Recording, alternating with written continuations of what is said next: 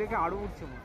আজকে আমি ভ্রমণ শুরু করছি শ্রীকৃষ্ণের জন্মভূমি বর্তমান ভারতে উত্তরপ্রদেশ রাজ্যের মথুরা স্টেশন থেকে বাইরে বেরোতেই টোটো ও অটো স্ট্যান্ড। এইখান থেকে আমি এখন যাব অটোল্লাচুঙ্গি মোড়। মথুরা স্টেশন থেকে দূরত্ব 15 কিলোমিটার, জনপ্রতি ভাড়া 70 টাকা। তবে তার থেকে ভালো হয় যদি আপনি একটা টোটো বা অটো রিজার্ভ করতে পারেন। ভাড়া পড়বে 300 টাকার কাছাকাছি। এটা অটোল্লাচুঙ্গি মোড়। এইখান থেকে একটু দূরেই অটল বনে শ্রী অধিকারী আশ্রম। আমার প্রথম কয়েকদিনের থাকার ব্যবস্থা করে নিয়েছি এইখানে। উত্তরপ্রদেশে বেশ কয়েকটা নিয়ম খুব কড়াকড়ি। যদি আপনি এই কয়েকটা নিয়ম না মানেন তবে দিতে হতে পারে বড় ধরনের ফাইন। যেমন নেশার কোনো দ্রব্য প্রকাশ্যে সেবন করা বা বেচা যাবে না, আমিষ কোনো জিনিস খাওয়া বা বিক্রি করা যাবে না, কোনো নির্মাণ কার্য করার সময় বড় কোনো গাছ কাটা যাবে না, যার একটা উদাহরণ আমি এই আশ্রমেই পেলাম। আশ্রমটা করার সময় এই গাছটাকে বাঁচিয়ে নির্মাণ করা হয়েছে।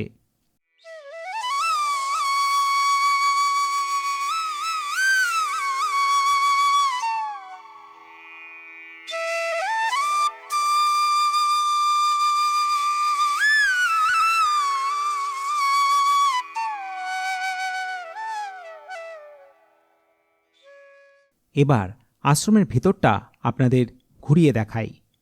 এই রুমটায় আমি থাকব প্রতিদিন 800 টাকা ভাড়ায়।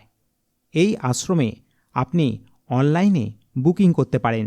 খুব কম খরচের মধ্যেও বৃন্দাবনে অনেক থাকার জায়গা আছে, যেখানে রুম ভাড়া 200 টাকা থেকে শুরু। সেই জায়গাগুলো আপনাদের পরে দেখাবো। এখন আমি 800 টাকার মধ্যে রুমটা কেমন পেলাম সেটা আপনাদের ঘুরিয়ে দেখাচ্ছি। বৃন্দাবনে এলে আমি হোটেল থেকে আশ্রমের পরিবেশটাই বেশি পছন্দ করি, কারণ আমার দিনটা শুরু হলো রাধাকৃষ্ণের মঙ্গল আরতি দেখে। আমি হোটেলে থাকলে এই পরিবেশটা পেতাম না। এই আশ্রমে হলের ব্যবস্থা আছে, যেখানে অনেকে একসঙ্গে থাকতে পারবেন অল্প খরচের মধ্যে। আশ্রম থেকে বেরিয়ে বৃন্দাবনের প্রথম দিনে আজকে আমি আশেপাশে যে বিখ্যাত মন্দিরগুলো আছে সেগুলো আগে দর্শন করব। প্রথমেই আমি এখন চলে এসেছি বৃন্দাবনে শ্রী গোবিন্দ দেবজি মন্দিরে। উত্তরপ্রদেশে মথুরার একটি ঐতিহ্য হিন্দু মন্দির। এই মন্দির নির্মাণ হয়েছিল 1590 খ্রিস্টাব্দে। জয়পুরের রাজা মানসিংহ প্রায় 1 কোটি টাকা ব্যয় এই বিশাল রাজকীয় মন্দির নির্মাণ করেন সেই সময়ে। এই মন্দির সম্পূর্ণ নির্মাণ করা হয়েছিল লাল বেলে পাথর দিয়ে। এটা একটা 7 তলা বিশিষ্ট আকাশচুম্বী মন্দির ছিল। কিন্তু এক বিশেষ সম্প্রদায়ের মানুষেরা হিন্দুদের কোনো নিদর্শন ভালো চোখে কোনোদিনই দেখেনি। তাই 1670 খ্রিস্টাব্দে মুঘল সম্রাট ঔরঙ্গজেবের নির্দেশে মন্দিরের উপরে 4টি তলা ভেঙে ফেলা হয়।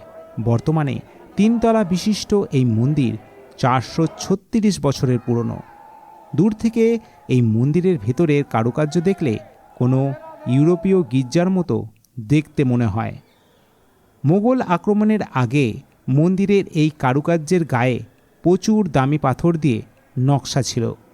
মন্দিরের সিলিংয়ে বিশাল খোদাই করা পদ্মফুল রয়েছে, যার ওজন কয়েক টন। সেই পদ্মফুলের মাঝে ছিল হিরে, যা মোগলরা মন্দির ভাঙার সময় সেগুলো লুট করেছিল।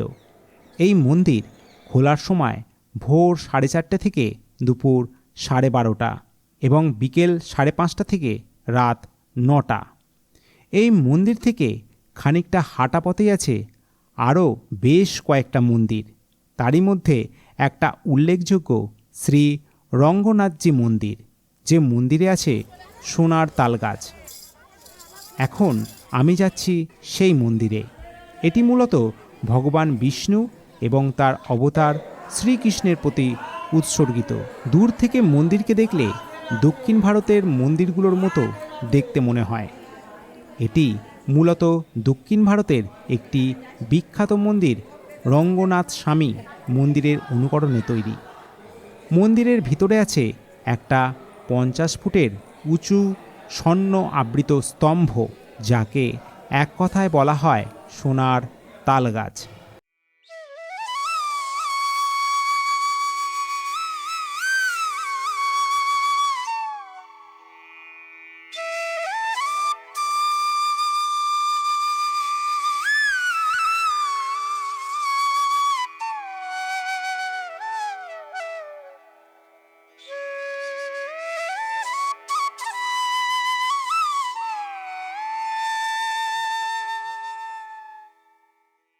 এখানে মোট 2টো সোনার তালগাছ ছিল।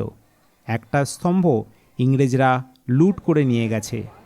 স্তম্ভের খানিকটা অংশ আজও পড়ে আছে এই মন্দিরে।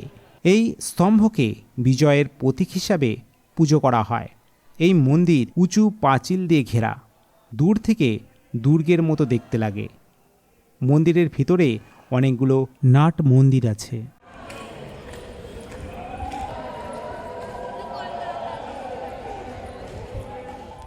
এই মন্দিরে আছে শীষ মহল, যা আলাদাভাবে টিকিট কেটে দেখতে হয়। শোনা যায় এই মহলটি রানীদের সাজসজ্জার জন্য ব্যবহৃত হতো। এই মন্দিরে আছে ভগবান রঙ্গনাথ ও অন্ডালের বিগ্রহ।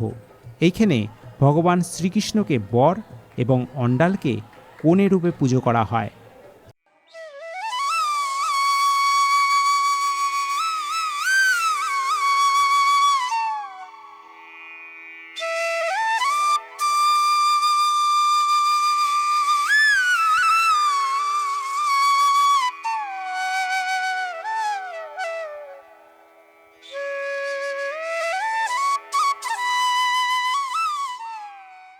মন্দিরের ভিতরেই আছে পবিত্র জলাধার। এই জলাশয়ে প্রতি শুক্রবার সন্ধ্যায় মা অন্ডালের বিগ্রহ মূল গর্ভগৃহ থেকে বের করে জলাশয়ে পবিত্র দুধে অভিষেক করা হয়। মূল মন্দিরের চারিপাশে রয়েছে চমৎকার বাগান, রয়েছে আরও অনেক ভাস্কর্য, যা আপনাকে এক কথায় মুগ্ধ করবে।